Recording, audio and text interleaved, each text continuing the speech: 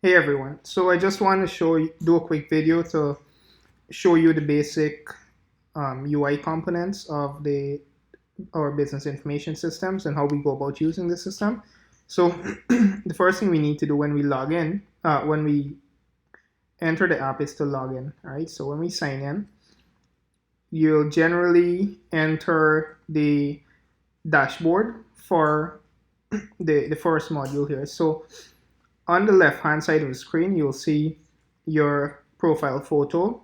You can edit your profile information here, and you can edit your company information here if you're a company admin. You have your log out button here, and you can change your password by clicking here. Below that, you have all the modules that are enabled for your organization, right? And clicking on a module, we're currently in the payrolls module here. If you click on the work task, this system will load up the dashboard for the work task. Now, what dashboards are, they're just a quick preview of your information for that specific module. So based on the module, you'll get different previews, right?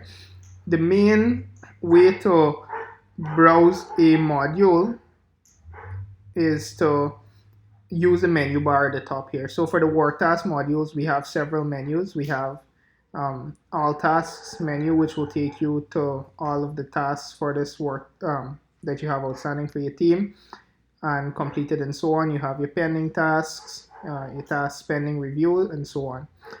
So coming back to the left hand side here, you can browse to your different modules, and then you use the menus to use that specific module.